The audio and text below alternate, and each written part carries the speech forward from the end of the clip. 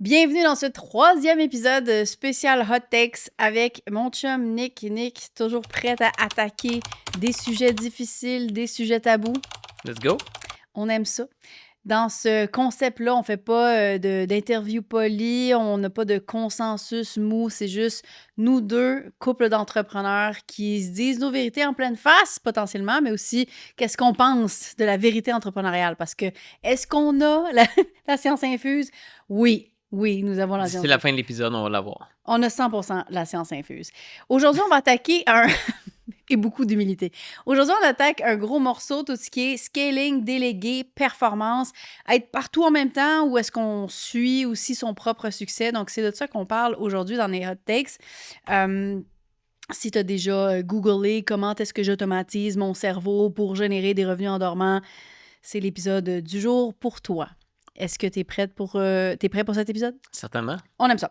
Hot takes du jour, parce qu'on commence toujours par ça, par ces phrases, ces concepts qu'on entend un peu partout dans l'entrepreneuriat, même si souvent elles sont pleines de failles, mais là, on discute de ces failles-là ensemble. Donc, j'en ai rassemblé quelques-unes aujourd'hui. L'objectif n'est pas de faire le bingo marketing de toutes les affaires, les pires ou les meilleures, mais pour les démonter, les nuancer aussi, parce qu'un peu comme on a fait durant l'événement What's Next en janvier, ça prend un spectre, c'est pas tout noir ou tout blanc en marketing, donc parlons de ça, on pourrait aussi les valider. La première que j'ai pour toi, arrête de déléguer trop tôt, sinon tu restes juste un employé dans ta propre entreprise. Qu'est-ce que tu penses de ça aujourd'hui sur cette première hot text-là qui commence assez rapidement à 2 minutes in? Let's go! Let's go. Peux-tu le répéter encore? Parce Oui. que j'essaie de tout... C'est beaucoup, là. Déléguer trop tôt, c'est rester un employé dans sa propre entreprise.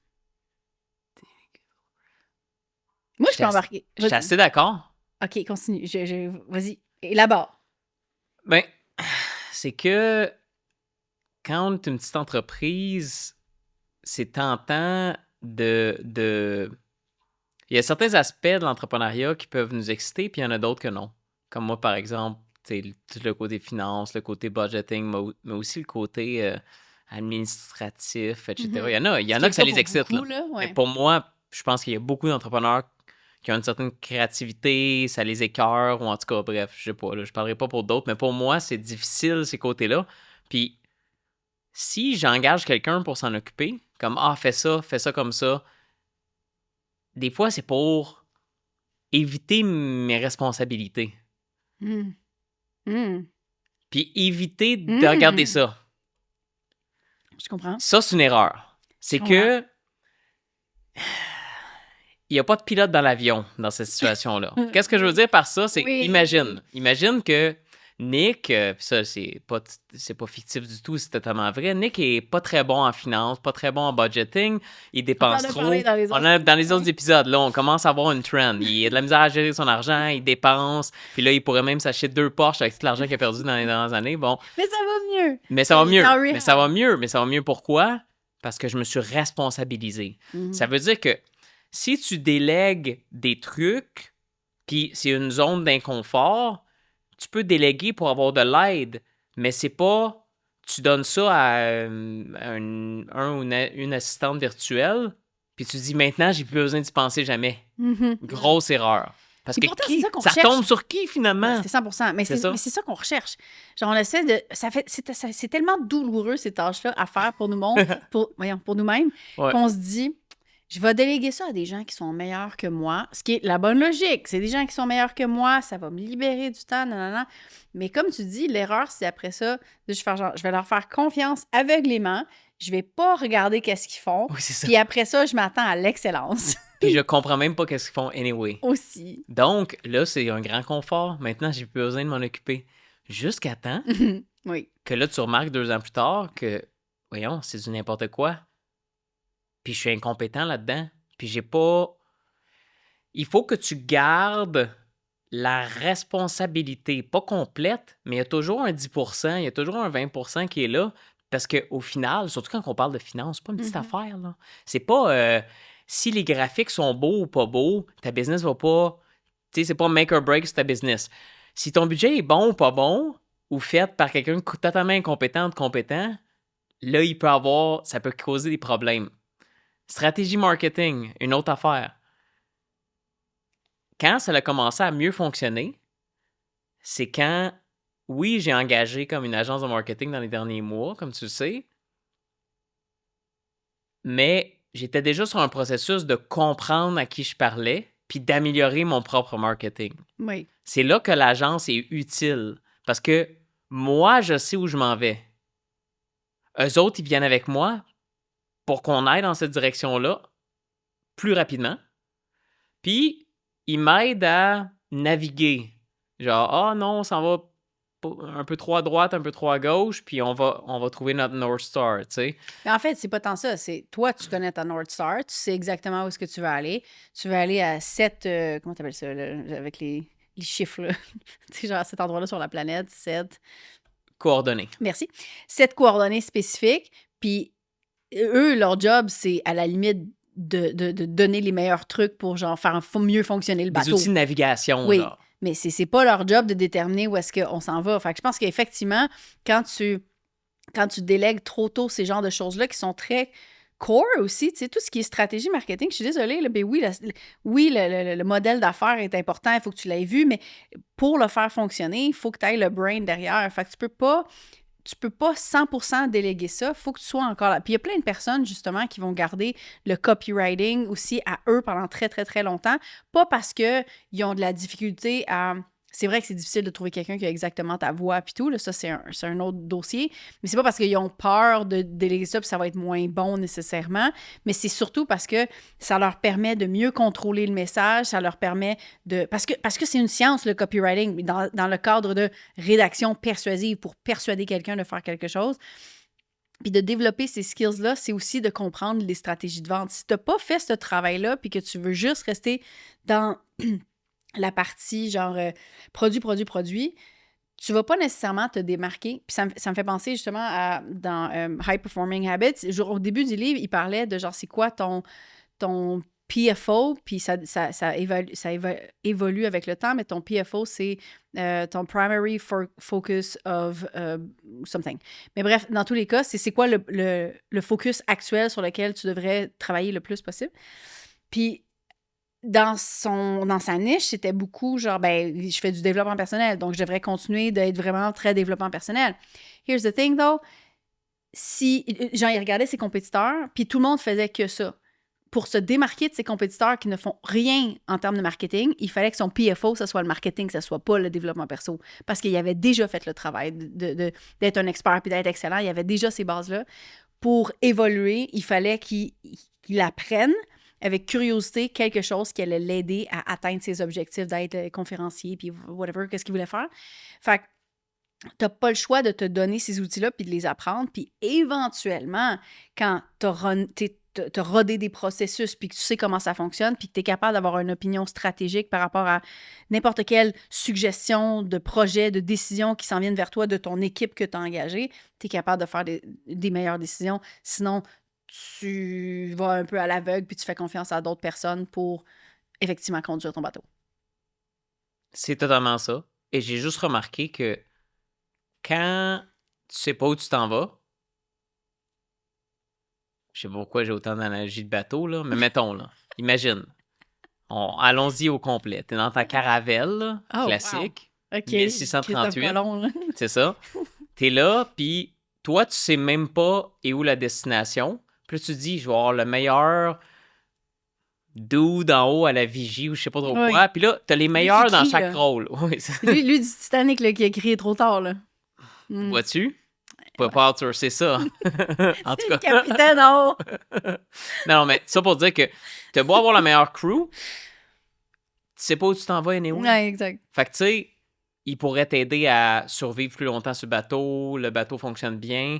Mais la direction, c'est pas personne qui va te la donner. Ouais. Fait qu'il y a quelque chose d'illusoire dans outsourcer, des fois. Puis l'illusion, c'est que tu peux complètement pas te responsabiliser, pas devenir meilleur dans cet aspect-là de ta business, que ce soit les finances, l'administration, etc. Puis ça va juste être quelqu'un d'autre qui va tout le faire pour toi. Ouais. Ça fonctionne, je dirais pas que ça fonctionne jamais, mais ça fonctionne rarement. Mais c'est ça que ça veut dire, rester employé dans ton entreprise à ce moment-là. C'est que littéralement, oui, tu es le boss, en théorie, tu es le propriétaire, en théorie, tu es le CEO, mais si tu fais pas ces responsabilités-là de bien déléguer aussi, parce que des fois, justement, il y a la partie trop tôt qui est importante là-dedans aussi, parce que tu le fais trop vite, parce que tu veux pas avoir la pression, puis tu as peur, puis tu doutes de toi, puis tu as confiance en toi. Ben oui, tu es l'employé, là. Oui, sur papier, tu es le CEO, mais tu essayes de remettre tout le rôle puis les responsabilités du CEO à quelqu'un d'autre. Oui. Puis dans le fond, c'est de prendre le leadership sur ces différents dossiers-là, ce qui est difficile à faire quand on se sent incompétent. Genre, hey, je vais prendre le leadership des finances.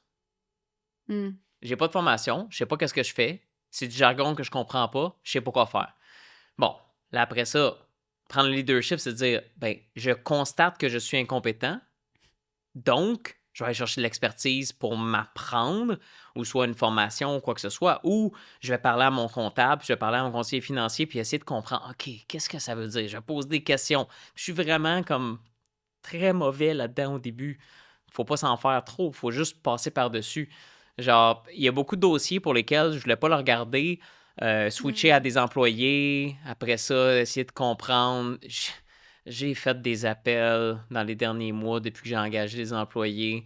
Essayer de comprendre. J'ai des employés en Ontario, mais là, ils ne se rendent pas physiquement au Québec. Donc là, après ça, il faut que j'appelle la CNSST. Puis là, il faut que j'appelle en Ontario. Puis là, il y a quelqu'un qui me dit de quoi. Puis là, l'autre me dit le contraire. Puis ensuite, j'appelle revenu. C'est très complexe.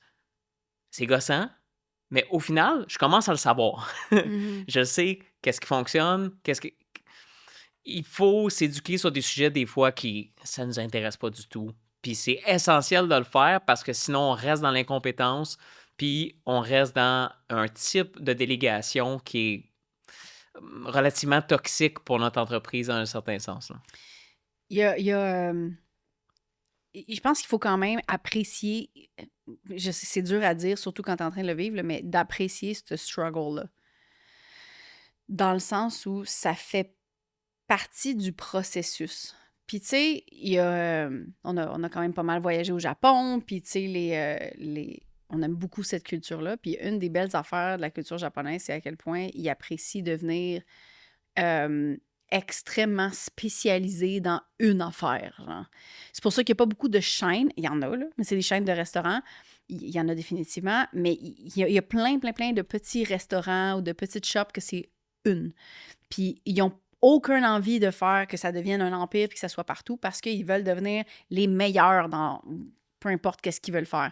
Puis, tu sais, la business la plus vieille au monde est japonaise. C'est un hôtel, si je ne me trompe pas, je pense que ça doit bien faire 500 ans ou 1000, je ne sais pas. Je pense que c'est plus 1000, c'est une affaire de même, tu sais, c'est quand même fou. Puis, ils ont évolué, mais c'est la même famille, tu sais. Puis bon, c'est un autre dossier, la famille, mais tu sais, de penser que ça a été simple de devenir un spécialiste puis un expert de n'importe quel sujet avec le temps, c'est complètement faux. C'est pas juste des gens qui avaient du talent, c'est des gens qui ont fait énormément d'efforts, puis des fois qui en ont sué une shot pour être capable de devenir maître, puis tu sais, genre achieve mastery, là. C'est ça qu'ils essaient de faire, mais c'est pas un processus qui est facile ou qui est simple. La répétition est nécessaire. Quand tu commences, t'es pas bon. Puis, tu sais, plus tu avances, éventuellement, plus tu deviens meilleur. Mais c'est aussi de ne jamais dropper. Fait je pense que de comprendre que pour être expert puis master, puis tu vas pas nécessairement être master des finances, tu vas éventuellement, si t'es assez big, avoir quelqu'un à qui tu vas pouvoir déléguer, mais de passer au travers de ça, ça fait partie du processus puis de la journey pour masterer l'entrepreneuriat, tu sais. Puis d'apprécier ce struggle-là, même si c'est sûr que ça peut peut-être être plus en rétrospective. Quand tu le vis, c'est toujours un petit peu difficile, mais quand même, de se poser la question, tu sais, est-ce que ça me sert pour le long terme? Je pense que c'est un bon réflexe pour n'importe quoi qu'on est en train de faire, pour n'importe quel projet, mais surtout dans les affaires qu'on n'aime pas faire. Est-ce que ce que je suis en train de faire a un haut potentiel de faire croître ou pas? Puis souvent, la réponse avec les finances, c'est le cas. Tu sais, quand tu as plus de clarté, quand tu fais le travail de faire les chiffres, de faire le budget, tu sais, ça fait partie, le struggle fait partie. Ça veut pas dire que tu dors plus, ça veut pas dire que tu te respectes plus, c'est pas ça. Mais le struggle d'être débutant, le struggle, la difficulté de bâtir quelque chose existe. Puis c'est pas juste qu'elle existe, c'est presque une nécessité pour croître. Ça va pas devenir plus facile avec le temps. La facilité va changer de place ou la difficulté va changer de place. Genre, je pense que j'apprends à respecter le fait que certains sujets sont... Je suis beginner, mais j'ai besoin de les apprendre. Puis, je suis comme plus habitué de... OK, là, maintenant, il y a un nouveau dossier. Je connais rien là-dedans. C'est pas grave. Je suis incompétent. C'est pas grave. Je suis incompétent, mais c'est pas grave. Mhm. Ça n'a pas rapport avec moi. Un autre dossier que j'ai affronté dernièrement, c'était les assurances collectives. OK, je connais rien là-dedans. Oui. Des assurances collectives. Ah, OK, voyons. Bon, il y a un conseiller, là, j'y parle, puis ensuite je pose des questions, puis il y a tout un processus. Ça a pris 6 mois, c'est un long processus, tout ça, puis t'as des quotes, puis il y a des coûts, puis des options. C'est beaucoup d'infos, my God. C'est un monde que tu sais pas qu'il existe, mais en même temps, au final, là, j'ai atteint une compétence minimale que je sais pas mal qu'est-ce que j'ai pris comme assurance collective pour mes employés et pour moi-même. Puis je suis content de l'avoir fait. Parce que là, mes employés sont de bonne humeur, ils veulent rester dans l'équipe plus longtemps, ils ont des conditions de travail. Puis moi-même, comme employé de ma propre entreprise, j'ai les meilleures conditions de travail. C'est le fun, ça. Je profite de tes assurances en plus. Oui, c'est extraordinaire. exactement. Félicitations, t'as maintenant Merci. les assurances collectives. J'apprécie ton struggle. Ouais. Je vais te le dire. Gratitude. Merci. OK, prochain hot take. Ça, j'ai l'impression qu'on va être les deux un peu d'accord. Fait que je suis pas sûre qu'il y a matière à débat, mais j'aimerais ça qu'on en parle quand même. Les lancements, les gros lancements orchestrés sont morts puis font place à tout ce qui est evergreen. Oh, je pense que c'est les deux, là. Ça dépend de la niche, ça dépend des produits. Est-ce que ça l'a changé? Parce que je pense que c'est peut-être un meilleur angle d'attaque pour ce point-là, dans le sens où qu'est-ce qui a changé par rapport au lancement? Parce que quand on dit en général X, Y, Z est mort, c'est potentiellement qu'il y a eu un changement par rapport au comportement des consommateurs ou par rapport à des nouveaux outils qui sont disponibles, puis que là, ça change le format, puis ce genre de patente. Est-ce que, selon toi, les lancements ont changé, même depuis qu'on a commencé en business, I guess? Depuis genre 2013. 2012 dans ton cas, c'est un petit peu plus tôt. Oui, mais c'est pas tant que ça. Il y a des choses evergreen qui fonctionnent super bien, il y a des lancements qui fonctionnent super bien. Les choses évoluent, mais ça dépend du sujet, ça dépend de la niche. Tu sais, ça dépend beaucoup des niches, je pense. Mm. Moi, je suis dans le niche de la santé, en langue anglaise, dans certains aspects de la santé. Les gens, ils se promouvoient entre eux, etc. C'est un monde d'affiliés. Fait que des sommets virtuels sur la santé de la glande thyroïde, il y en a eu 200. Là. Moi, j'ai un sujet très particulier, très niché sur la santé environnementale. Sur les ondes en particulier, mais même si c'était sur la santé environnementale, comme la qualité de l'air ou les moisissures dans les habitations, c'est tellement spécifique qu'il n'y en a pas eu 100 des summits comme ça. Là. Il y en a eu une poignée, donc c'est encore relevant. Fait que des fois, certains types de lancements ou certains types de produits ou certains types de sujets sont brûlés au sein même d'un certain pool de gens. Quel type de lancement peut être brûlé? Le même maudit sommet virtuel, par exemple, qui a de l'air la même affaire, mais qui parle d'un sujet que tout le monde a vu 10 000 fois. Je sais pas. Ou un tel type de webinar business qui parle du même concept. Le webinar qui essaie de vendre le concept de faire des webinars. En tout cas. Ouais, ben là, c'est méta, mais je veux dire, Ouais. au final, tu sais, même ça, même toutes les affaires de webinar, je veux dire, ça existe encore. Je veux dire, ça fait tellement longtemps. Puis au final, la question se pose, est-ce que vraiment les choses évoluent ou est-ce que c'est juste les sujets qui, un moment donné, ils ont été trop parlés dans une niche, dans une industrie, puis les gens sont tannés. Mais même à ça, tu sais, oui, les gens savent que ce webinar-là va mener à... Mais en même temps, tu le caches pas nécessairement non plus. Tu sais, c'est comme, ben non, j'essaie de te donner la... Si tu prends pas mes affaires après, very fine with it. Pour ceux qui sont intéressés, ils vont aller plus loin, mais... Fait qu'est-ce qui meurt? Les affaires vides, oui, mais ça nécessite de mourir. Ouais. Un lancement comme tel, c'est juste un événement, c'est une promotion. Déjà, le mot lancement, pendant longtemps, c'était un petit peu comme pas clair, parce que quand tu lances, tu as l'impression que c'est la première fois, genre le début. Ouais. Puis là, le mot lancement est utilisé à chaque fois que tu fais une promotion, mais c'est pas juste une promotion, tu essaies d'y aller... T'essaies d'y aller big, puis t'essaies que, tu sais, il y a comme un timing, là, tu sais, c'est pas...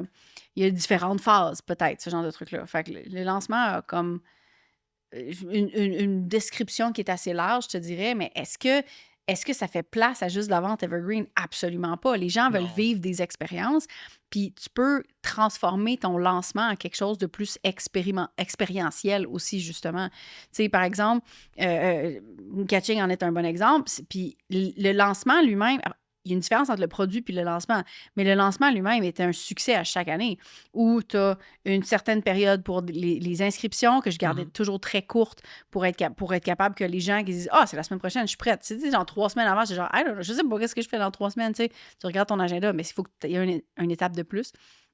Une inscription qui amène à un événement gratuit. Dans mon cas, c'était préenregistré. Il y a des gens qui font des affaires live. Il y a plein de formats de faire. Puis ensuite, c'est une transition vers un truc payant. Ça, c'est la structure traditionnelle d'un lancement.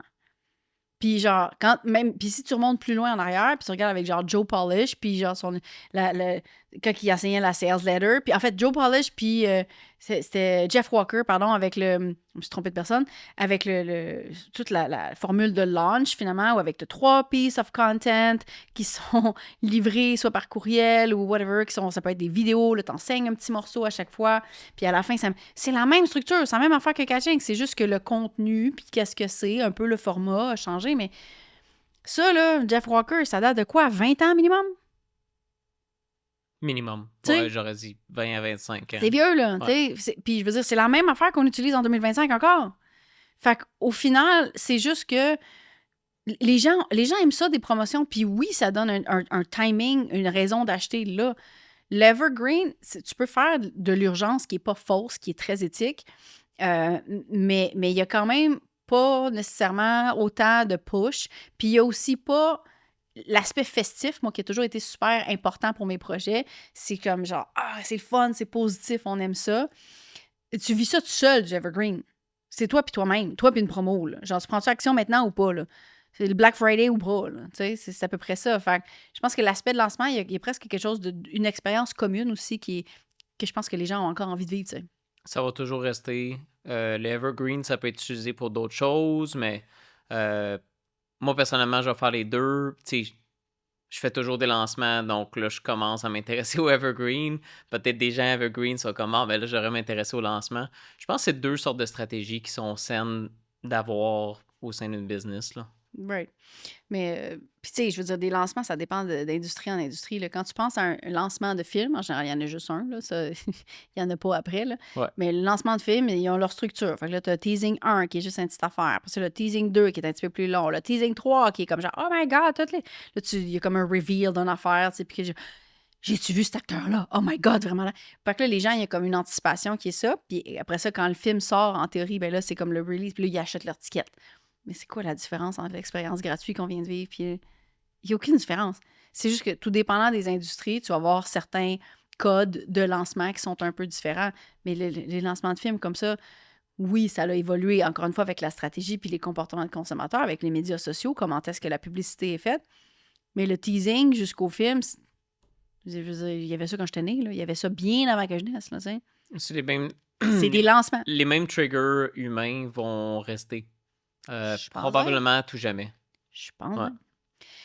OK, troisième hot take. Si tu n'as pas 100 000 abonnés, c'est parce que ton contenu est plate. 100 000 abonnés où? C'est-tu important? Oui. Pourquoi? 100 000 sur Instagram versus 100 000 sur une newsletter.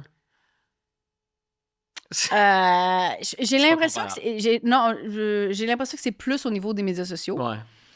Mais c'est-tu vrai, ça? Tu sais, je veux dire, là, médias sociaux, tu pourras me le dire, mais dans ma tête, c'est... Dans le temps, ça a déjà été vrai quand le contenu organique existait. Mais le contenu organique, ça veut dire que c'est plus vrai. T'as beau pomper du contenu, c'est pas garanti que tu vas bâtir une audience de 100 000. Là. Non.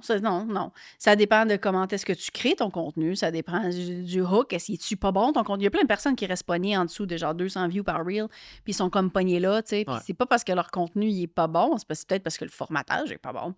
Tu sais, genre, la valeur de qu'est-ce qui est dit, c'est une chose, mais tu sais, au final, tu as comme des codes à suivre aussi sur les plateformes pour utiliser les algorithmes, parce qu'effectivement, l'organique n'est plus ce qu'il était. Ben écoute, est-ce que c'est parce que ton contenu est plate? Non, effectivement, je serais d'accord avec ça. Puis est-ce que tu vois ça différemment pour les emails? Pour le email, c'est...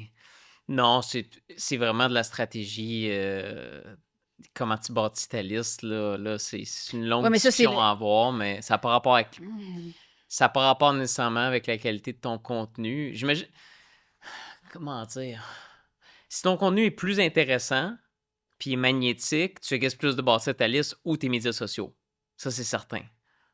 Parce que tu as quelque chose à dire. Tu te différencies parce que tu as quelque chose à dire. Si tu sonnes comme tout le monde, peut-être tu vas avoir des résultats comme médium, là, tu sais. Mhm.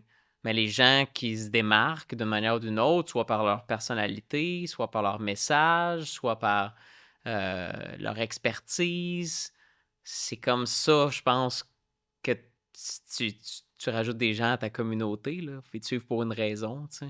Je pense que au niveau du email, oui, tu as les gens qui rentrent, qui est une donnée qui est importante pour atteindre le fameux 100 000, whatever. Quoique, il y a beaucoup de personnes qui font du contenu énormément de qualité qui ne se rendent pas du tout à 100 000. Puis ça ne veut pas dire que c'est parce qu'il faut. Justement, ils ne focusent pas nécessairement sur.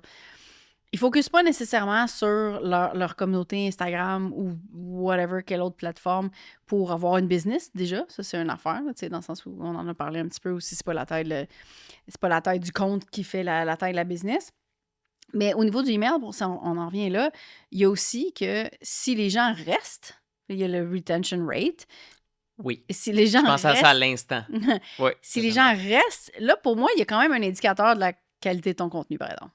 Là, ça se peut effectivement que soit qu'il soit plate ou que tu sois un scammer avec des pratiques de avec des pratiques de email marketing, comme la madame, là, t'avais dit, là, ou le monsieur, là, qui était pas content, là, parce qu'il faisait, t'étais prédateur. Oui, c'est ça. Exact. Ah, non, ouais. mais c'est ça mon point. Mais là, tu fais beaucoup de promotions affiliées, ce genre de trucs-là, mais quand tu fais vraiment juste pure content aussi par email, ben là, c'est sûr que si tu as beaucoup d'unsubscribe, c'est peut-être que ton contenu est plate. Ouais. Mais parler de rétention, c'est pas aussi sexy que parler de customer acquisition. Les gens sont toujours genre combien sur ta liste, combien sur ta communauté, mais surtout, même si ta communauté est petite ou ta liste est petite, si les gens restent, tu risques plus d'avoir une business dans le temps.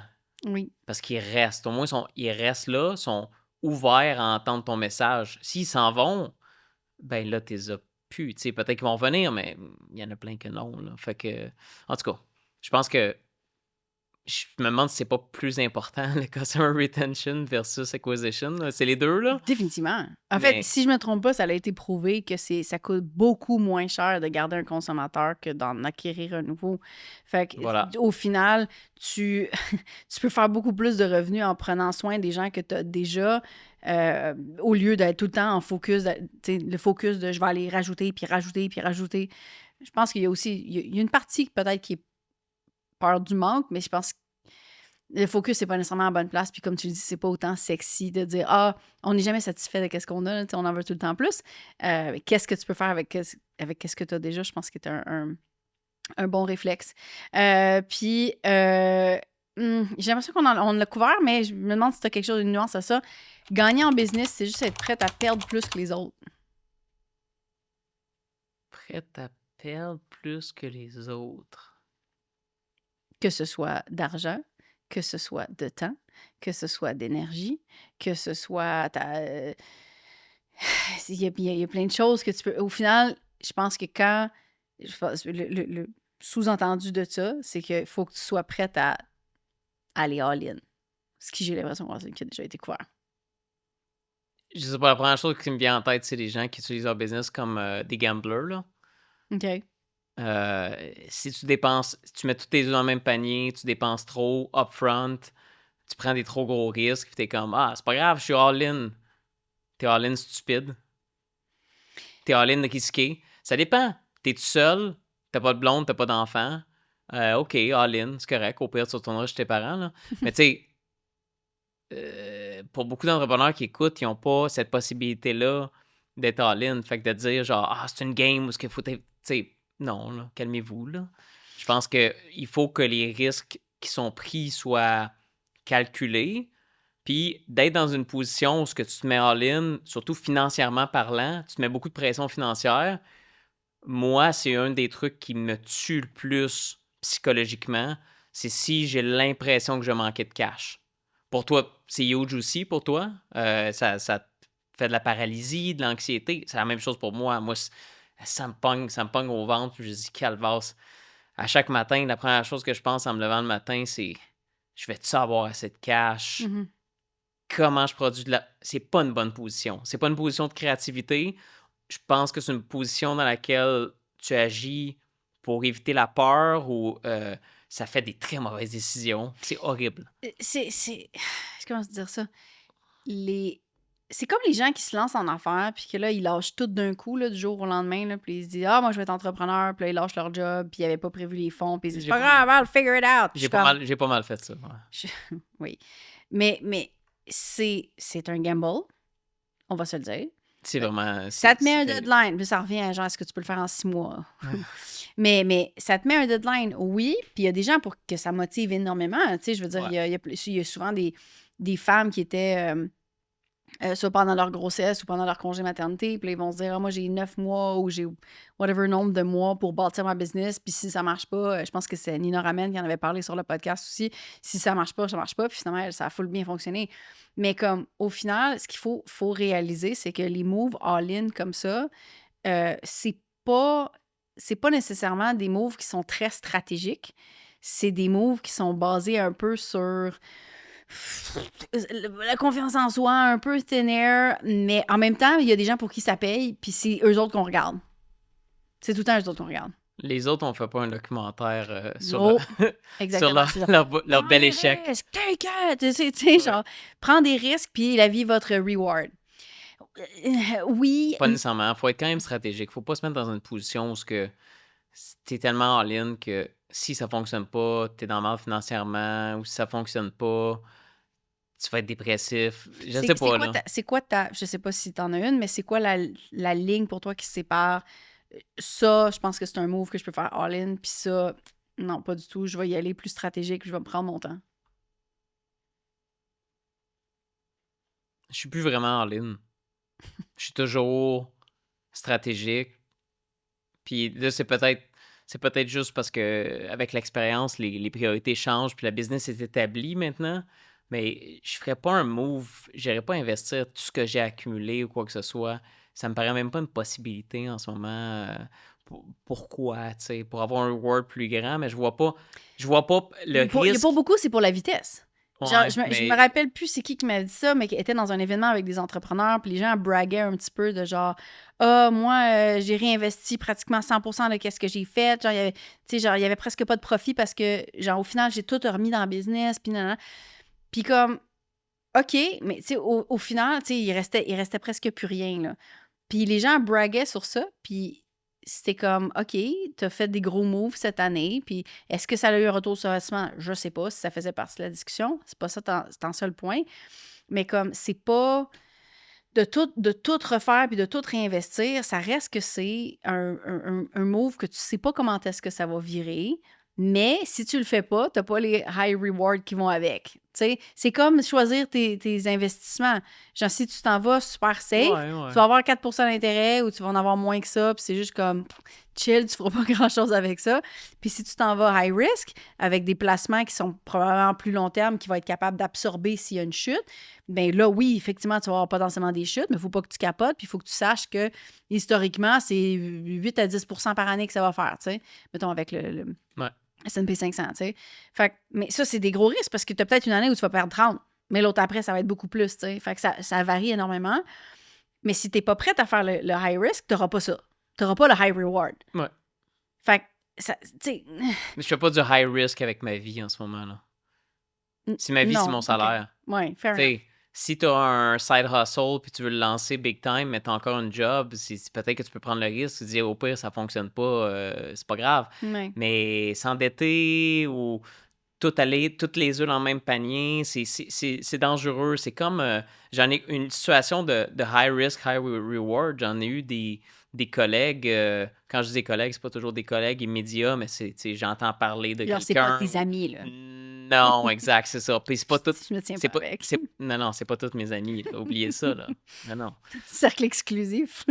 Ben, c'est que j'entends parler d'histoires d'horreur plutôt, des gens qui investissaient dans des annonces Facebook, puis qui augmentent le spending, qui augmente, jusqu'à dépenser. J'ai entendu parler de 1 demi-million par mois. 6 millions à ad spend par année. Et là, tu te dis, mais c'est pas grave parce que là, j'ai investi 500 000 ce mois-ci. Puis je sais que 500 000, ça va me chercher un tel nombre de leads. Puis eux autres, ils convertent. Mais le moment où c'est quelque chose qui brise dans ce système-là, quand tu as scalé, puis aussi ta personne qui faisait du media buying n'est pas fiable ou quoi que ce soit, il y a des histoires d'horreur, puis ces gens-là se retrouvent endettés complètement dans le rouge, faillite personnelle, cauchemar, puis c'est des gens qui faisaient 20 millions, là, tu sais. Fait que ça, c'est du high-risk gambling, en tout cas, bref, c'est qu'il y a des manières de scaler dans le media buying. D'ailleurs, peut-être que l'année prochaine, je pourrais dire, tu sais, je m'en vais dans cette direction-là, pas pour dépenser 500 000 par mois. Est-ce que ça va être la seule? Ça va être juste la seule direction? Ben, c'est ça. Une c'est des ça, sources de revenus. Si Exactement. Ça revient à si tu mets tous tes œufs dans le même panier. Exactement. Jamais je voudrais me lever le matin, checker mes annonces Facebook puis dire si ça plante, j'aurais plus de salaire. J'aurais plus de salaire. Ben, ironiquement, c'est ça qui s'est passé avec Catching. Pour moi, c'était du high risk, high reward, là, quand tu penses. Genre, j'ai été beaucoup praised pour ce projet-là, ce qui est vrai parce que ça a bien landé, mais à partir du moment où ça lande plus, moi, c'est un énorme risque, là. Parce que, oui, la grosse partie des dépenses, outre le gala qui était le dernier ajout, ça a toujours été les commissions, mais les commissions sont dépendantes des résultats. Fait que ça allait diminuer. Si je fais moins de résultats, je fais moins de dépenses de ce côté-là. Mais il y en a quand même qui étaient fixes au niveau, par exemple, de la pub, au niveau de la production, tu sais, qu'est-ce que ça nécessite, le montage, le motion design, puis des affaires de même. Fait que c'est des coûts quand même qui sont là, que je dois prendre quand même upfront, que je n'avais pas nécessairement budgété, ça c'est une autre histoire. Mais reste que dire, ça va être ce lancement-là qui va faire mes revenus pour l'année, c'est du gambling aussi. C'est du gambling qui a été créé sur quelque chose qui a été prouvé, dans le sens où genre, ouais ça fonctionnait. Puis éventuellement, j'en suis arrivée à ça va être la seule affaire, à peu près. Parce que j'ai pas commencé comme ça. J'ai commencé avec d'autres projets, puis à un moment donné, j'ai écrémé, puis je me suis dit, OK, celui-là fonctionne, mais reste que c'est un projet qui allait faire mon année, puis potentiellement mon salaire, puis si ça marchait pas, ça faisait aucun des deux. Je suis pas d'accord avec toi. Dans le sens, je n'utiliserais pas le mot gambling. Je trouve que c'est injuste parce que tu étais hautement stratégique dans ton projet, puis genre, vu qu'il y a eu plusieurs années avant, tu peux estimer à peu près combien tu pourrais produire. C'est dur à estimer le trafic dans un projet comme ça, tu sais, parce que, bon, il faudrait être des affiliés externes pour comme scaler ton trafic, les media buying, bon, tout ça, mais je pense pas que c'est du gambling. Je pense que c'est mettre ses œufs dans le même panier. Tu as un projet, tu le fais bien, après ça, tu as une certaine quantité de cash. S'il fait un peu moins bien que prévu, ben shit, mon année au complet est un peu moins bien que prévu parce que j'ai pas d'autres sources de revenus. Fait que c'est sûr qu'à un gros projet par année, ça te met dans une position où à quelle année ce projet-là va être dépassé? Ou ça va-tu être à l'année 3, ou 4, ou 5, ou à 8? Puis là, je continue de le faire, mais ça fait des années que ça me tente plus, c'est du réchauffé. Fait que aussi, quand tu as tous tes œufs dans le même panier, si ta chose, ton one-trick pony, il fonctionne plus, t'es dans la merde. Oui. Donc, les media buyers que je connaissais, que eux autres, c'est Facebook, j'ai entendu parler d'autres histoires. Je pense que c'est pire encore plus Facebook parce que tu contrôles pas comment est-ce qu'ils gèrent le cash. Ils ont perdu leur ad account. Ils se sont fait bannir. Ça, c'est terrible. Fait que là, ils sont là. Ils disent « Hey, je suis millionnaire, j'ai une Lambo, j'ai plus rien. » Comment peux-tu remettre les clés de ta vie dans les mains de Zuckerberg ou d'un bot qui décide que ton ad account est plus correct, puis là t'es là, si je perds des centaines de milliers de dollars par mois, c'est de la folie, là. Ouais. Ça, c'est gambling, mais c'est aussi mettre ses œufs dans le même panier, c'est comme trop investir dans une chose, une stratégie, puis pour moi, c'est juste que tu contrôles pas, je pense. En plus, ça, c'est encore pire. C'est une situation encore pire. Ouais. All right. On a parlé de ces 4 hot takes-là déjà, mais évidemment, on en a reçu d'autres de mon audience qui ont des opinions. Voici ce qu'on a reçu. On va décortiquer ça live. Jessica, si tu veux scaler, commence par déléguer. Est-ce que c'est vrai ou est-ce que c'est pas vrai? Ou est-ce que tu es d'accord ou est-ce que tu n'es pas d'accord? Si tu veux scaler ta business, commence par déléguer. Mm-hmm. Avec quel argent? C'est une bonne question. C'est sûr que si tu pars du jour zéro, Non, avec c'est ça. quel OK. argent est une bonne Mettons, tu question. commences à avoir de l'argent, là, tu délègues pour continuer de grossir. Ça dépend, tu sais, ça dépend vraiment de combien tu veux te sortir d'argent toi-même aussi, parce que je dirais, tu sais, commence par déléguer, mais il y en a des entrepreneurs, s'ils ils commencent par vouloir se payer un salaire décent. Genre, Ouais, puis ben pas ça, avoir c'est une pas job à populaire comme part, idée, etc. ça. Ben, en tout cas, Oui. oui, c'est ça. Oui, oh, je me paye pas pendant 10 ans, yeah! Non, mais payons-nous, là, tu sais, un salaire décent, puis ça dépend de tes circonstances, etc. Mais je vois qu'est-ce que la personne veut dire. Puis, oui, effectivement, quand tu peux, tu sais, quand tu peux outsourcer, puis commencer à juste focusser sur ta zone of genius, pis des trucs comme ça, je comprends l'idée, c'est bon. C'est en pratique, je trouve ça difficile, à appliquer. C'est dur de trouver les bonnes personnes. C'est un bon point. Ça, c'est un mystère de l'entrepreneuriat qui est tough to crack. C'est Oui. dur de trouver les bonnes personnes. Et quand tu outsources une mauvaise personne, c'est 2 fois plus de travail que si tu l'avais fait toi-même. Donc, surtout dans des situations où tu as payé bien trop cher, tu as tout blowé ton cash, puis en plus, tu es encore plus malheureux, puis encore plus désorganisé que jamais. Fait que, dans le fond, engager les mauvaises personnes, c'est tellement risqué que je sais pas. Ben, écoute, c'est un bon point. Après ça, il y a toujours ce risque-là. Mais je pense que si on revient au concept de base qui est délégué, l'idéal, c'est que tu délègues à quelqu'un qui est bon. T'sais. Après ça, tu peux apprendre comment bien déléguer puis être entouré de personnes qui peuvent t'aider à bien cerner le potentiel chez les gens, poser les bonnes questions, ainsi de suite, puis bien les accueillir. Puis il y a une autre affaire là, par rapport à tout ça. Mais est-ce que pour scaler, la première chose, c'est de déléguer. Pour moi, ça dépend vraiment de ton modèle d'affaires. Ouais. Dans le sens aussi, tu es capable de... Il y a beaucoup de monde qui vont être capables d'automatiser énormément, tout dépendant de ce qu'ils vendent, énormément de choses par eux-mêmes, peut-être tout dépendant du price tag, s'ils sont capables de faire des...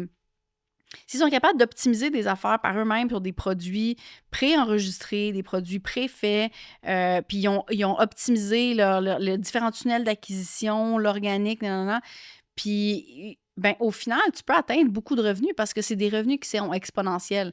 Puis oui, c'est sûr que plus que tu as de clients, plus peut-être que tu vas augmenter les courriels au service à la clientèle, puis qu'à un moment donné, ça va prendre la place dans ton horaire. Fair enough. Mais est-ce que tu es obligé de commencer par déléguer pour déclencher l'espèce de scaling? Parce que quand on parle de scaling, c'est on parle d'exponentiel. Fait que pour beaucoup, les gens qui vont faire du service puis du one-on-one, ils vont se dire, mais comment est-ce que je peux scaler? Ben, ils vont passer au groupe. Fait que pour la même heure, je vais générer plus de revenus. C'est ça, scaler. Pour à peu près la même charge de travail, on va faire plus de revenus. C'est sûr que si tu es capable de faire par toi-même, c'est génial parce que tu n'as pas de dépenses. S'il faut que tu dépenses pour déléguer, bien là, ça te coûte de l'argent. Puis ça en revient à ce que je disais dans l'épisode précédent avec mon espèce d'erreur de stratégie où, pour moi, le modèle qui m'était offert d'avoir de plus en plus de coachs pour être capable d'avoir de la croissance dans ce modèle d'affaires-là spécifique ne m'allait pas du tout. Puis dans ce modèle-là, c'est ça que c'est nécessaire. Tu n'as pas le choix de déléguer ton coaching, mettons. Parce que pour deliver le produit à plus et plus et plus de personnes, il y a un input humain qui est nécessaire. Puis écoute, le service à la clientèle, je pense que ça peut se gérer. Puis éventuellement tu n'auras pas le choix de déléguer. Pour être bien honnête, ça dépend du projet que tu veux faire, ça dépend de la taille de ce que tu veux faire, mais si tu veux être en croissance, éventuellement, tu n'auras pas le choix de déléguer. Si ce n'est qu'à une VA, qu'à un OBM, qu'à probablement ces rôles-là en premier, tu n'auras pas le choix. Mais quand tu es rendu à déléguer le coaching, genre le produit lui-même, est-ce que c'est nécessaire? Non, je pense que ça dépend vraiment, vraiment de ton modèle d'affaires. Tu peux aller très loin puis scaler avant même de déléguer à du monde. Puis tu n'es aussi pas obligé d'avoir quelqu'un qui est tout le temps sur ta team en recurring. Genre, ça va être quelqu'un qui est temporaire, des services aussi qui sont pas à l'interne. Là, du montage, par exemple, c'en est un qui peut arriver de temps en temps par projet.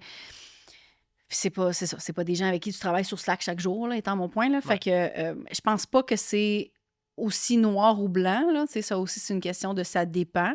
Ouais. Mais est-ce que si on se demande oui ou non, je te dirais non, parce que c'est pas vrai que c'est la seule option, que c'est la seule chose.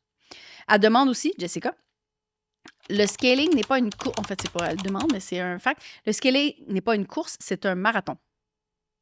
D'accord ou pas d'accord? Pas une course au marathon. Oh oui, Moi, je suis totalement. d'accord. Oh oui, totalement. Mais ça dépend. Encore une fois, je pensais, pendant que tu parlais, j'ai réfléchi à un peu mon propre scaling que j'essaie de faire. Ma business est établie, j'ai toute une suite de produits, j'ai un membership, j'ai un produit pour les beginners, j'ai un produit plus avancé, j'ai mon e-book, j'ai la version hard copy qui peut shipper d'Amazon, j'ai telle affaire. Tout ce qui me manque, c'est beaucoup plus de trafic qui peut se rembourser lui-même. Mhm. Tu sais, fait que quand je parlais dernièrement, bon, j'ai engagé Sean de Lightning Marketing aux États-Unis, puis lui, qu'est-ce qu'il fait? C'est scaling avec des Facebook Ads. Fait que qu'est-ce que ça veut dire? C'est que tu commences par investir 1000$, puis tu regardes, es-tu capable de faire 1000$ en vente? Tu sais, là, 2000, 2000. Bon, fait qu'au moins tu break even, puis tu rembourses ton investissement, puis si possible, pour avoir un petit coussin, tu vas chercher minimum un 5%, mais il y a certains de ces clients qui font 150%. Fait que tu mets 1000$ dans ton funnel, tu acquéris des nouveaux leads, puis tu fais 1500. Puis le scaling, c'est OK, maintenant, est-ce qu'on peut mettre 10 000? Mhm. Est-ce qu'on peut mettre 40 000? Certains de ces clients font 8 à 10 000 en dépenses par jour. Mhm. Ça, c'est du scaling. Puis, je pensais, dans le fond, je pensais juste au fait que le scaling, quand tu le fais comme ça, peut être très rapide, mais il faut faire attention. Il faut faire attention aux risques. Il faut faire attention que ton tracking est bon. Il faut faire attention de ne pas t'overextend. Puis tu réalises au bout de quelques jours, oups, j'ai dépensé 64 000. Puis là, on pensait faire 64 000. On en a fait 32. J'étais à moins 32, Genre, là. tes pubs sont-tu prouvées ou sont pas prouvées encore, là? Ça veut dire que il y a une prudence à avoir dans cette sorte de scaling-là pour pas que ça devienne du gamble. On a parlé, je déteste le gamble. Ça n'a pas besoin d'être un gamble, mais il faut que ça soit très méthodique dans ce cas-là. Avant, qu'est-ce que je faisais pour scaler, pour grossir ma business, c'est, je fais un sommet virtuel par année, puis tranquillement, année après année, puis c'est lent. Tu sais, c'est lent, genre, j'étais pogné, ma liste était pognée à 32 000 pendant des années. Là, j'ai fait un sommet virtuel, puis là, à un moment donné, je regarde ma liste, je dis, my God, après le sommet, j'ai 70 000. Là, elle baisse, ça baisse, ça baisse. Là, je fais un autre sommet virtuel l'année d'après, puis là, elle monte à 100 quelques mille. Puis là, elle baisse, ça baisse, ça baisse. Puis là, à chaque année, tu sais, je pogne 15 à 20 000 nouvelles personnes permanentes, si on veut, parce qu'il y a toujours un churn, il y a toujours des gens qui s'en vont. On a le même modèle, c'est la même affaire, oui. Ils sont tannés, ils opt-out, ils arrêtent d'ouvrir des courriels, il faut que j'ai clean, par exemple, fait qu'ils sont inactifs. Donc, c'est un scaling qui est comme, tu sais, marathon, puis je dirais que ça, c'est un scaling qui est sain, Ouais. ça c'est sûr, mais un scaling rapide, ça peut fonctionner. Il y en a qui sont viral, sauf que j'ai vu, puis je sais pas pourquoi, un autre collègue... T'as beaucoup de collègues. J'ai eu beaucoup de collègues à travers... C'est ça, un collègue, pas un ami, là. Non, il fait pas partie de la liste. Un autre la collègue VIP list. qui était sur un network qui s'appelle ClickBank, qui est un réseau d'affiliés, où ce que tu as une marketplace. Le marketplace, c'est que moi, je peux mettre mon produit là-dessus, puis je dis, voici mon cours. J'ai la sales page, etc. Et là, les milliers d'affiliés ClickBank peuvent promouvoir mon produit demain matin. Soit sur une base que je les approuve manuellement, mais c'est rare, ou sur une base, ils ont déjà leur affiliate link, n'importe qui envoie pour ton produit. Ce qui a causé toutes sortes de problèmes parce qu'il y en a qui font de la promotion prédatoriale, par exemple. Qu'est-ce qui est arrivé à une personne en particulier? C'est que le produit était tellement successful que la business a scalé trop vite, puis ça a été un cauchemar de service à la clientèle parce que la personne avait des milliers de ventes par jour. Quand tu as des milliers de ventes par jour puis tu as quelqu'un qui demande pour un refund, il faut que tu détectes parmi les milliers de courriels par jour qui rentrent sur des questions. Il y en a qui te posent des questions. Il y en a qui disent moi, je veux un refund. Mais là, tu as 2 personnes au service à la clientèle. Puis ils essaient de répondre. Ils répondent à 100 courriels. Ils regardent. Il y en a 722 qui viennent de rentrer. Fait qu'imagine la situation, ce que scaler, ça mène à... Là, tu dis, OK, c'est pas grave, c'est quoi, t'as raté une coupe de refund? Ils se plaignent à Stripe. Oh, oui. Puis là, tu perds ton compte Stripe, puis là, tu paniques. Tu perds ton compte Stripe, tu perds ton compte PayPal, tu te fais bannir de ton CRM, fait que tu peux plus envoyer de courriel, et tu peux même faire faillite. Fait que ça veut dire que ton succès peut mener à ta faillite. Quand t'as juste pas été capable d'engager, mettons, je sais pas moi, il aurait fallu 12 personnes au service à la clientèle bien formées pour prendre tout ce volume-là. Attends, t'as mis le point sur quelque chose de super important, bien formé. Ouais. Parce que quand t'engages plein de personnes là, au service à la clientèle, là, qui connaissent aucun SOP, ils connaissent rien, ils arrivent là, mais toi, ta productivité va dropper massivement pendant que tu formes. Oui, tu peux avoir des SOP préenregistrés, puis c'est l'idéal d'avoir déjà fait ce travail-là. Mais reste que ces gens-là vont avoir besoin d'un suivi extra, puis de support extra, le temps que tu testes, voir est-ce que tu as bien fait ça, est-ce que tu as suivi le SOP, est-ce que toute la méthode a été faite. Fait que la productivité de l'entreprise va dropper quand même. Fait que si en plus, tu fais comme genre, on y va tout en ligne, puis genre, on engage plein de personnes, puis ces gens-là ne sont pas encore formés, ne sont pas encore bons, ils te posent tout le temps la question à toi, parce que tes SOP n'étaient pas clairs. Oui, mais là, j'ai pas compris qu'est-ce que ça veut dire. Fait que là, il faut que tu répondes à cette personne-là. Elle te repose exactement la même question parce que le SOP n'était pas fait. Bref, toi, tu n'es plus dans ta zone de génie. Ton service à clientèle est mal formé parce que tu n'es pas capable d'être présent. Puis ça peut creuser toute la merde que tu viens de nommer. Il faut que tu aies un cadre qui s'occupe du service à la clientèle. Il faut que tu sois bien formé. C'est technique, dans le fond, puis c'est un peu ça. Je dirais que ça, personnellement, ça, c'est mes peurs autour du scaling. Quand je chante, j'ai eu le meeting avec ce dude-là qui fait du scaling. Un moment donné, il me dit, Nick, regarde, on va participer à un lancement qu'on est en train de faire en ce moment. Là. On a 25 000 leads pour mon sommet. J'espère en atteindre 40 000. Fait que ça va bien quand même, mais c'est un test pour faire un funnel evergreen. Il me dit, Nick, sais-tu qu'est-ce qu'on va faire? J'aimerais ça. On ne sait pas si on va l'atteindre, mais mon but pour toi, c'est que on fasse le même sommet, mais evergreen, sur Facebook. Fait que quelqu'un s'inscrit sur Facebook, il peut checker le sommet. Puis, dans le fond, il y a tout un modèle. Puis, comme mes autres clients, j'aimerais ça qu'on dépense un moment donné, tu sais, je sais pas moi, 8-10 000 par jour. Là, je fais les maths. 8-10 000 voyons, c'est quoi? 10 000 par jour, c'est 120 000 USD. Voyons, pas 120 000 USD, 300 000 USD par mois. Si tu es en train de me parler de quoi, 3 ou 4 millions de dollars en dépenses, mon entreprise ne fait même pas 1 million par année. Là, tu me parles de gros montants. Là. Comment je vais mettre 3 ou 4 millions sur des cartes de crédit? Quel volume d'affaires ça représente? Mais mon cauchemar en tête, c'était combien d'emails rentrent dans la business? C'est tous des différents systèmes. Dans le fond, quand tu me parles de ça, ben là, attends, combien d'employés on a besoin? Je suis pas prêt. Ouais. Je suis pas prêt pour ça. Ça va être graduel. Ça devrait et ça devra pour moi être graduel. Parce que si tu me dis, ton volume d'affaires, Nick, l'année prochaine, il va être 4 millions, ça se peut que je panique complètement. Juste parce que je suis pas habitué. C'est pas comme ça que ma business est bâtie en ce moment. La croissance devrait être en escalier anyway. Ouais. Si tu as la croissance en bâton de hockey, là, en général... C'est tough. Oui, tu vas faire une passe de cash. Oui, exact. Mais c'est... Oui, tu vas faire une passe de cash, mais tu bâtis pas sur des acquis parce que c'est pas des acquis. Tu l'as eu une fois, genre. C'est pas quelque chose qui est nécessairement récurrent. Fait que t'es mieux de faire quelque chose d'un peu plus petit, de grossir, puis après ça, quand t'es rendu à un certain palier, tu te dis, OK, là, refondation, reformer les gens, est-ce qu'on est prête pour être capable de soutenir une nouvelle passe de croissance. Ouais.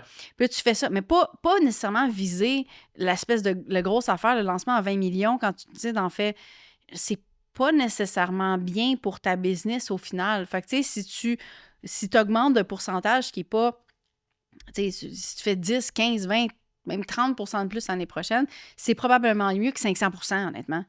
Genre, on rêve. C'est dangereux. On rêve de faire plus de cash. Puis genre, ça va être vraiment nice, ça va avoir plein d'argent. Oui, mais la gestion en arrière risque d'être un peu lourde. Oui. Ça peut être toute une surprise. Puis ça peut être tout un château de cartes. Ça peut révéler que tu étais tout un château de cartes. Puis ceux qui ont. Oui, totalement. Puis ça peut s'écrouler totalement. Puis dans le fond, dernièrement, je parlais aussi à Whit de Start Smart Now, qui est comme. En réalité, c'est mes conseillers aussi parce qu'il y a certains clients qui font 10 millions et certains clients qui font peut-être je sais pas, des millions, des millions, des millions. Et ils ont aussi moi qui fais pas encore 1 million. Puis là, quand je parle, je parlais de scaling puis tout ça. Je dis, ah, ouais, c'est intéressant tes idées, Nick, mais tu sais, dans le fond, qu'est-ce que je voudrais dire, c'est que je pense que l'idéal, c'est premièrement d'atteindre 1 million. Ensuite, de dire comment on peut passer de 1 à 3, comment on peut passer de 3 à 5, puis de 5 à 10. Donc, ils voient ça comme, tu sais, il y a vraiment des étapes en escalier parce qu'à chaque fois, il y aura des nouveaux challenges au niveau du service à clientèle, l'équipe, la gestion de ton temps. Fait que j'étais comme, oh, ouais, j'étais un peu hyperactif de me rendre à 10 millions. Les chiffres, Je me suis dit, wow, c'est incroyable, on pourrait scaler stratégiquement, dans le fond, avec, je sais pas, avec prudence, je dirais. Ouais. Je vais passer à la deuxième section, troisième section en fait, parce que le temps avance. Et cette troisième section-là, je voulais qu'on focus sur les gros moves sous-estimés, parce que justement, dans le monde du scaling, on voit souvent les gros coups, justement, les gros lancements. On a engagé plein de personnes, une grosse équipe, on a tout automatisé. Mais des fois, ce qui change vraiment, c'est ce qui est behind the scenes, c'est ce qu'on voit pas, c'est qu'est-ce qui est un peu plus discret. Donc, j'aimerais ça qu'on discute un petit peu de ces gros moves-là qu'on n'a pas vus publiquement de ton côté. Donc, ça serait quoi le tien que tu voudrais partager? C'est tellement pas quelque chose que je pensais que j'allais partager comme quelque chose qui m'excite. Mais c'est ça le but. C'est pas supposé être excitant. Check ça. De l'optimisation de conversion rate sur une page opt-in. Je pensais que tu allais parler de ton delivery rate. Des emails. Des emails? Oui. Mais il est quand même bon. Non, mais mais t'avais pas fait les appels avec genre les ingénieurs chez Ontreport pour améliorer ton delivery rate?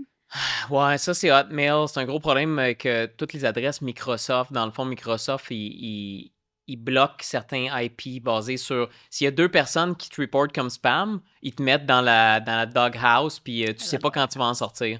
En tout cas, ça, c'était tout un dossier. Ça m'affecte encore, mais j'ai juste décidé de dire aux gens d'arrêter d'utiliser Microsoft. Je sais pas si ça fonctionne très bien, mais notre liste fonctionne encore. Knock on wood. Donc... Qu'est-ce que t'as fait?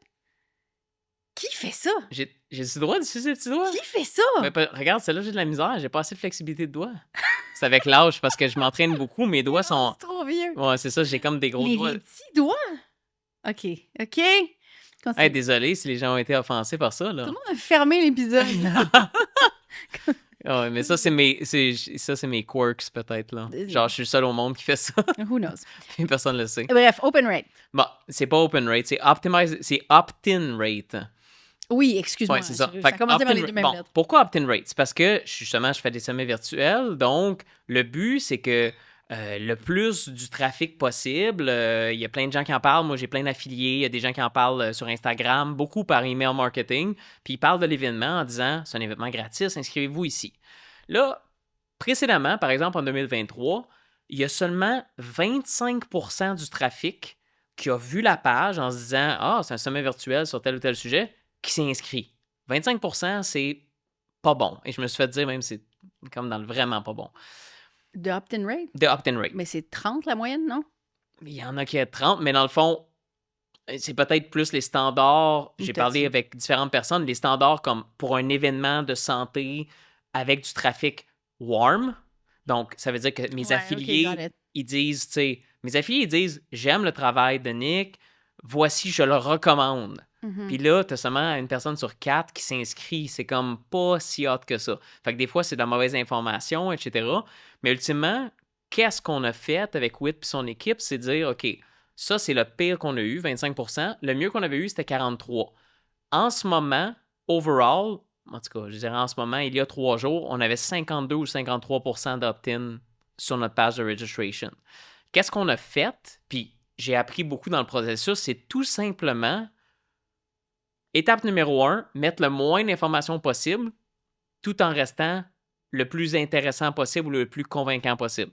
Okay. Fait que s'il y a trop d'éléments, ben c'est du superflu. Fait que dans le fond, il y a différentes approches. Soit tu mets tout ce que tu penses que tu dois inclure, puis ensuite tu commences à enlever des choses, puis tu fais du A-B split test, fait que tu testes version A versus version B, B peut-être plus épuré. Ou encore, tu y vas très minimaliste, puis là, tu rajoutes des éléments pour voir si ça augmente tes conversion rates. Il y a 2 différentes approches que tu peux prendre. Ça dépend un peu de la philosophie d'optimisation. il y avait ça au niveau du nombre d'éléments, mais il y avait aussi tout simplement, est-ce que la page est très facile à lire sur mobile? C'est basic, mais tu as une grosse partie du trafic qui est mobile. Puis, je savais que c'était important, mais je n'utilisais pas les outils. Tu sais, c'est comme pas ma priorité, mais là, d'avoir quelqu'un qui était focusé sur l'optimisation, parce qu'on travaillait avec une agence de marketing, puis il était comme, écoute, moi, je vois dans tout ton projet, là, tu as fait un lancement, puis il y a 25% du trafic seulement qui s'inscrivait à ta page. Si tu avais eu 50% du trafic qui s'est inscrit, ton revenu de ton sommet n'aurait pas été 250 000, il aurait été 500. Ouais. Si on dit que c'est à peu près sa scale ou qu'il y a le même pourcentage de conversion de gens qui achètent l'enregistrement du sommet virtuel, qui c'est ça notre funnel, c'est un enregistrement ou un cours, ou bon, il y a des upsells, etc. Fait que là, j'ai réalisé, j'ai dit, mon Dieu, on a perdu de l'argent en Simonac. Encore juste en opportunité manquée, parce que c'est pas de l'argent que tu as perdu réellement. Les gens ils ont juste pas vu ton événement, ils l'ont pas consommé, ils n'ont pas écouté l'info, ils n'ont pas su que c'était hot, ils n'ont pas été convaincus d'acheter quelque chose non plus. Fait que non seulement tu as perdu de l'argent, mais tu as perdu de l'impact. Parce que moi, je veux parler d'un sujet de santé environnementale. Si les gens ne s'inscrivent pas, j'ai raté ma mission. J'ai raté le but de pourquoi je fais de la business, en réalité. Donc, finalement, ça a été des petites étapes comme ça, juste de s'assurer que c'est beau, que la page load vite, que c'est toutes des technicalités de la page qui sont faciles d'oublier. Tu peux dire genre, ben tu sais, hey, j'ai mis le bon copywriting, les bonnes images, le bon message. Oui, mais ta page, elle load lentement. Donc, tu as 22% des users qu'eux autres sont impatients, puis ils regardent la page. 1, 2. Désolé. Je suis pareil. Je t'aime bien, Jen, mais check. Ton événement, ça a pris 2 secondes à loader la page. Je suis déjà parti. Je suis déjà en train de scroller sur d'autres reels, puis t'es fini, là. Fait que dans le fond, et encore plus peut-être avec des gens qui viennent d'annonces Facebook qui te connaissent même pas, fait qu'ils n'ont même pas d'attachement. C'est pas comme si elle allait te pardonner si ta page a loadé en 4 secondes. Fait que des technicalités ici et là qui, une fois qu'on les a réglées, on a finalement été capable d'obtenir un opt-in rate qui était sain. Puis, Witt disait, tu sais, justement, tu disais, la moyenne, c'est 30%. On essayait d'atteindre un minimum de 40 pour dire, là, on est dans une bonne position. À 30, on trouvait que c'était too low. On essayait d'atteindre 40. Puis, 50, c'était comme notre reach goal. À 50%, on touche plus à rien. Dans le fond, fait qu'on a fait... Mais ça va baisser. Non? Parce qu'avec de plus en plus qu'il y a de trafic, si tu atteins ton 50, éventuellement, ton 50, il va baisser. Ça peut se maintenir ou ça peut baisser. En ce moment, ça s'est pas mal maintenu. Où ça peut baisser, c'est quand il y a beaucoup de bouche à oreille. Fait que, tu sais, t'as beaucoup de bouche à oreille, quelqu'un dit « Hey, tu checkeras ça. » « Ah ouais, c'est quoi ça? » Fait qu'il y a plus des curieux, mettons, qui rentrent, sont moins qualifiés. Ils ont vu ça random sur un groupe Facebook, puis là, ils sont comme, ils entrent le URL, puis... Oh, je sais pas c'est quoi ça. Fait que là, ils viennent de polluer ta data. Ils n'étaient pas vraiment intéressés ou qualifiés. Mais c'est vraiment une grosse victoire pour nous parce qu'au moins, ça fait en sorte que en ce moment, on a comme 25 000 opt-in, mais chaque affilié aussi, son trafic qu'il envoie à travers une newsletter qui dit « Hey, le sommet de Nick commence bientôt, cliquez ici. » Ben, la personne envoie, mettons, 1000 clickers, donc 1000 personnes qui tombent sur la landing page. Ben là, maintenant, la personne va avoir 500 opt-in et non 250 dans le projet 2023. Donc, sa capacité à faire des commissions affiliées est 2 fois meilleure qu'avant. Fait qu'à la fin de l'opération, la personne, à la place de faire 200$, va en faire 400$. Elle va dire « Nick, c'est bien payant ton sommet virtuel. » Fait qu'en réalité, c'est pas sa responsabilité que la opt-in page performe. C'est ma responsabilité. Puis j'avais échoué à ça en 2025. C'est avec une autre compagnie. Puis je peux bien les blâmer, mais en réalité, j'étais pas plus plugué là-dessus. T'étais pas le capitaine du bateau, là. Il n'y avait pas de capitaine. Dans ce projet-là, il n'y en avait pas de capitaine. La caravelle tournait en rond cette année-là. Mais... La chaloupe. Fait que tout ça pour dire que je pensais, je me suis dit, c'est quoi mon plus gros apprentissage de business ou genre quelque chose qui m'excite? It turns out, c'est comment optimiser une page d'opt-in pour un événement gratuit et la différence que ça fait. C'est majeur. Plus tu as du gros trafic pour un événement ou pour un funnel, n'importe quoi, plus des petits tweaks font une grosse différence. Fait que ça vaut la peine d'investir là-dedans puis l'expertise de gens qui connaissent vraiment ça. Là. Je vais faire la mienne rapidement si on veut avancer, si on veut continuer dans l'épisode, mais la mienne, c'est aussi à travers. Tu as parlé d'affiliés, mais pour moi, c'est quelque chose qui est. J'en ai souvent parlé. C'est pas un gros mot, un moment, une affaire qui a changé tout, mais c'est plus une continuité de trucs behind the scene, plus discrets. Tu sais, quand on pense à des gros moves comme ça, justement, on pense à des affaires flashy ou des affaires comme ça qui ont une affaire, plus à fine-tuner, plus à donner des géants résultats. Mais pour moi, c'est d'un focus constant sur l'expérience de mes affiliés qui a donné le plus de résultats. Et j'ai comme pas la preuve, genre, je suis pas capable de dire... Non, mais c'est vrai, c'est parce que c'est pas calculable, mesurable, de genre, ah oui, là, le opt-in rate est passé de 32 à 50. Ouais. Genre, au final, je blâme mon réseau qui est très grand, puis pourquoi les gens ont accepté année après année de participer dans le catching. Oui, il y avait eu une réputation. Oui, c'était un gros événement. Mais aussi, le fait que je sois encore capable d'aller vers ces gens-là, puis genre d'aller les voir, puis hey, ça tente dessus, puis il y a une relation qui s'est bâtie, c'est parce que behind the scenes, ça a toujours été énormément important de supporter ces gens-là de façon presque obsessive, assez que j'ai eu des discussions avec un ami récemment qui était comme « Ouais, mais tu sais, j'ai vu behind the scenes de quoi ça a l'air, puis t'es tout le temps là, t'as tout le temps les bonnes informations. Est-ce que c'est trop? » Puis j'étais comme, dude, je suis pas d'accord avec toi parce qu'au final, genre, quand tu enlèves la charge mentale des gens avec qui tu travailles parce que tu as pensé pour eux n'importe quoi qui peut les aider à mieux promouvoir, à mieux avoir une meilleure expérience, à sentir qu'ils sont soutenus, sentir qu'ils sont vus, que genre leurs résultats aussi sont aussi importants que les tiens, puis que c'est pas une relation qui est unidirectionnelle. Tout le monde profite mieux de ça, tu sais. Puis ça me permet, avec le temps, d'aller sur des nouveaux podcasts, d'avoir plein de personnes sur mon podcast aussi qui ont des gros noms puis tout. Pourquoi? Parce que j'ai bâti ces relations-là puis j'ai envie de recollaborer avec eux plus tard. C'est très behind the scenes, c'est pas quelque chose que je vais montrer, mais tu sais, je réponds aux stories des gens comme si c'était des amis, puis c'est parce que je les vois vraiment comme ça. Si la relation se passe pas bien, mais je veux dire, je veux pas entretenir juste parce que c'est mes collaborateurs et mes amis, tu sais, je veux travailler avec des gens que j'apprécie énormément. Mais c'est quelque chose qui est très qui est très discret, en fait. Si je voulais même aller plus loin, j'enverrais des cadeaux au monde, mais c'est tellement pas mon love language que j'y pense jamais. Ouais. Mais je veux juste te dire un commentaire bref, c'est que ton professionnalisme te démarque aussi.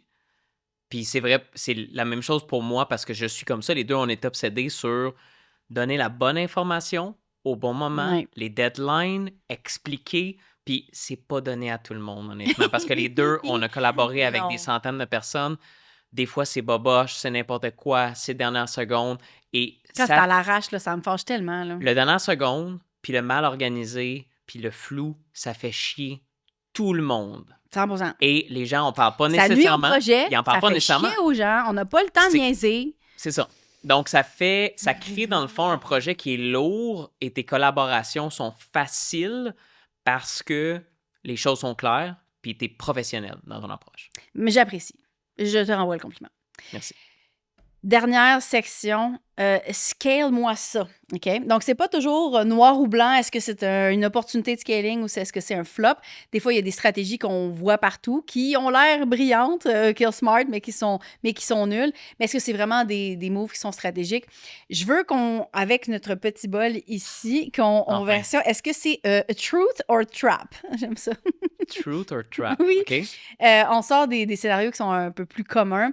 Est-ce qu'on sent que ça se scale, cette affaire-là? Ou est-ce que c'est une erreur qui est, qui est bien emballée avec un beau petit ruban puis ça a l'air populaire? Okay. Fait que je te laisse piger ta première... Celle-là ici, juste sur le ben oui, on va prendre le premier sur le top. Multiplier les plateformes TikTok, IG, YouTube, LinkedIn pour être vu partout. Est-ce qu'on scale avec ça? Truth or trap? Ça se dit bizarre. Je pense que c'est trap. Ça pourrait... De mon point de vue, j'ai l'impression que c'est trap aussi. Ouais. Tout ça étant dit, j'ai des exemples de personnes qui scale. T'sais. C'est ça que j'allais dire. C'est ça le problème. C'est ça que j'allais dire, mais la question, c'est tu vas-tu être bon sur chaque plateforme? Ça dépend de l'équipe que tu as. C'est ça. Si je travaillais avec une équipe qui a du succès et des clients qui ont du succès sur TikTok, IG, YouTube, LinkedIn, puis qui me disaient, Nick, tu vas aller sur TikTok, IG, YouTube, LinkedIn, puis on sait quoi faire, on sait c'est quoi les thumbnails qui fonctionnent, on sait c'est quoi le contenu qui fonctionne. Puis je vois qu'il y a de l'expertise, c'est pas juste de la bullshit. Ben, je me dis, ben, ouais, let's go. On va aller sur Vous avez les ressources? Go! Vous avez les ressources, puis vous avez l'expertise. Genre, c'est quand même 4 choses. Oui, c'est les médias sociaux, mais tu parles pas sur LinkedIn comme tu parles sur TikTok, là. C'est pas la même chose. Donc, il y a des stratégies à mettre en place, etc. Puis tant qu'à faire 4 choses pas stratégiquement, j'en ferai une bien. Fait que ça dépend de la situation. Word, j'ai rien à rajouter. Créer une mini-offre Tripwire pour faire entrer plus de clients dans ton univers. Je sais pas si ça fait rentrer plus de clients dans ton univers. Ça rentabilise les gens qui viennent déjà de rentrer dans ton univers, en fait. Avec une offre... en fait, ça ferait des clients. Ça dépend où ton Tripwire. I guess si c'est après un opt-in, ça fait des clients. Mais ces gens-là sont déjà dans ton univers. Est-ce que ça scale? Oui. Je vois pas pourquoi ça serait une trap, honnêtement. Moi non plus. Je pense juste qu'il faut que ça soit bien fait.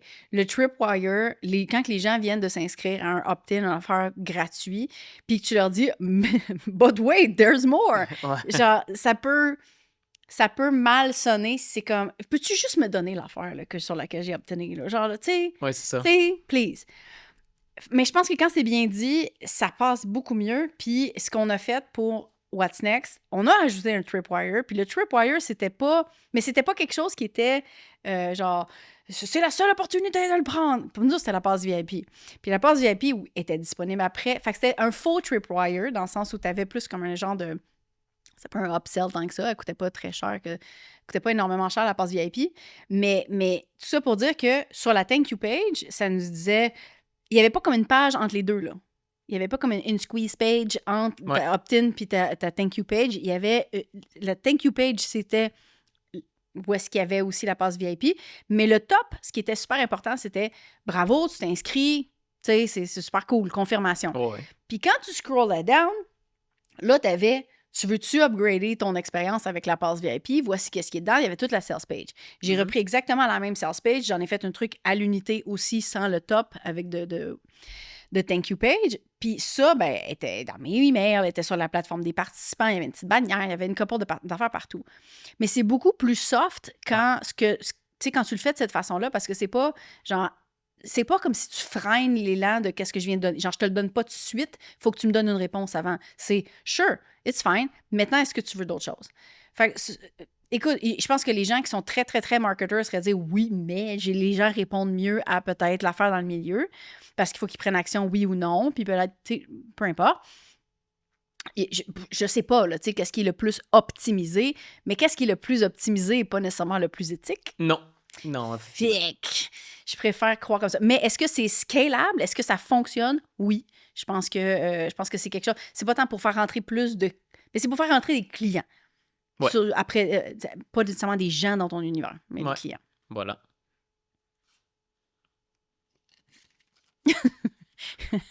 Pensez que créer un programme d'affiliation va remplacer sa stratégie de lancement. Je suis tellement contente que tu l'aies pigé, là. Ça n'a pas de sens. Pensez que créer un programme d'affiliation... OK. Pourquoi remplacer sa stratégie de lancement? Pourquoi quelqu'un penserait ça? Evergreen. Genre de l'affiliation à l'année longue. L'affiliation à l'année longue, ça dépend des niches, là. Dans l'infomarketing, ça fonctionne avec certains trucs, en tout cas en éducation, là, dans le monde de la santé, genre par exemple un webinar evergreen qui parle, mettons, de santé environnementale, puis les gens peuvent envoyer n'importe quand. Mais il y a moins d'incentives à acheter, fait qu'en tout cas, dans mon monde, le marketing affilié est encore plus focusé sur les lancements. Là. OK, je vais faire un follow-up question d'abord. OK. Pensez que les résultats de ton lancement... En fait, non. Pensez que le fait que tu as beaucoup d'affiliés vont influencer positivement les résultats de ton lancement. On verra. Ça dépend. Je te pose la question parce que pendant plusieurs années, ça a été un de tes focus. Dans le sens où, genre, si j'ai plus d'affiliés, je vais avoir des meilleurs résultats. Le problème, c'est quand les affiliés chient en pelle. Ouais. Puis tu peux pas contrôler ça. Parce que des fois, c'est pas parce qu'ils ont fait quelque chose de mauvais. Des fois, c'est juste parce que leur communauté a mal réagi ou leur communauté est morte ou parce que... Il y en a qui ghostent. Il y en a qui ghostent carrément. Mais je crois encore. Tu fais chier! Parce que honnêtement, genre, avec les années, il me semble que même Catching a été une preuve de ça. Ça fait au vinaigre, là. Est-ce que le couple... Dans le sens où tu peux avoir des affiliés avec des audiences qui sont monstres, mais ça veut pas dire qu'ils ont des bons résultats. Puis si tu te dis, j'ai tellement de trafic à cause de ces gens-là, on peut pas réussir. Mais au final, quand tu arrives sur place, tu as tout le temps des surprises. Il y en a qui sont petits puis overperforment, puis il y en a qui sont gros puis qui underperforment, puis tu es comme... Fait que moi, à travers les années, je me suis en plus renforcée sur mon point de vue qui était, si je veux avoir des gros lancements, je peux pas me fier sur les résultats affiliés. Puis les résultats affiliés, ça va être du gravy sur le top. Ouais. Si ma communauté était assez grosse, je pourrais faire des lancements. C'est juste que je suis dans une position où il y a trop de mes revenus qui viennent de mon lancement annuel. Puis que sans le modèle affilié, j'aurais à peu près 3000 opt-in, pas 25 000. Ça dépend de ta stratégie. Si tu mets plus d'argent en pub, là, genre, tu vas avoir beaucoup... Puis en plus, ta stratégie de pub, en ce moment, c'est même pas une stratégie de lead acquisition, c'est une stratégie de conversion. Ouais, je sais, mais fait que si tu avais encore plus de leads, ces gens-là auraient potentiellement pu convertir aussi à 100% en plus. Peut-être l'année prochaine. Mais je vais pas mettre là en ce moment. On a un budget peut-être entre 10 et 20 000 de pub. Je vais mettre 150 000 la prochaine fois. Je te le souhaite, mais je pense qu'il y a si une partie en acquisition. Mais si je suis capable de dépenser ça sans risque, je suis pas encore rendu là. Oui, fair enough. Je suis pas encore rendu là. Mais de là, dépenser ça en acquisition, ça fait en sorte que toi, tu as tes assets à toi qui sont pas dépendants de si tu as des gens qui ghostent, si tu as des gens qui performent pas bien. Non, c'est sûr, mais en tout cas, une manière de scaler ce lancement-là dans le milieu de la santé, c'est encore d'aller chercher encore plus d'affiliés. T'es rendu à combien, for fun? D'affiliés qui vont promouvoir? Oui. Pas dans la vie, parce que ça, je pense pas que tu as l'information. Ben, je sais pas, au total, j'en ai des centaines, mais des affiliés actifs qui vont envoyer du trafic. Des centaines? 500 que. Pour ce lancement-là? Non, sur mon programme affilié, mais il y en a qui sont inactifs, etc. Ouais. Pour ce lancement-là, combien d'affiliés, mettons, je considère n'importe qui n'est pas capable d'envoyer une centaine de leads est plus ou moins important pour le lancement, là. Pas parce que pas parce que je les aime pas, mais tu sais, une centaine de leads. Pas important.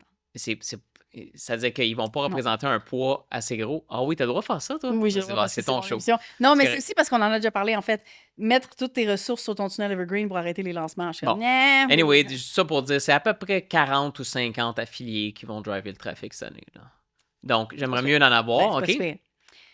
OK. Faut payer. OK, maintenant, c'est ma question pour toi. Si j'avais 400 ou 500 affiliés qui drivent le trafic, avec minimum 100 opt-in, ça serait quoi la taille de ce projet-là? Peut-être, mais je ferais 6 millions. Peut-être, mais c'est parce que ça dépend de plein de facteurs. Est-ce que ces gens-là vont envoyer tous 100 opt-in? Who knows? Peut-être que là, tu as ton opt-in rate qui est extraordinaire. C'est du networking. Je sais, mais après ça, il faut tout que tu gères ce monde-là. Puis tu les gères pas tout égaux. Je sais qu'il y en a qui sont dans le top 10 ou genre le top whatever, qu'eux, ils reçoivent un peu plus d'attention. Granted, il faut que tu les payes après, au dossier. Mais reste que c'est pas vrai que tout ce monde-là va les envoyer sans leads. Non, je vais en avoir 40 ou 50 qui envoient sans leads, mais il y a une possibilité, genre, c'est scalable un programme affilié dans certaines niches. Dans la niche de la santé puis de mon sujet, c'est encore scalable parce que il n'y a pas 1000 affiliés qui pourraient promouvoir mon summit. Il y a 100 000 affiliés qui pourraient promouvoir mon summit. Je te souhaite de tous les connaître. Ah, il croit pas. Mais en tout cas. Puis le pire, c'est que j'adore l'affiliation. Mais ouais. OK, ça va être le dernier parce qu'il faut qu'on wrap ça, mais créer une suite d'offres pour tous les niveaux de ton audience.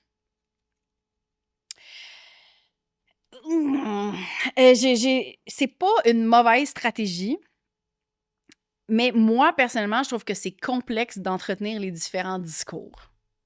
Parce que au final, si tu commences avec très beginner, moyen, expérimenté, genre, c'est la suite logique. Mais je pense que ton focus public devrait rester sur le point d'entrée.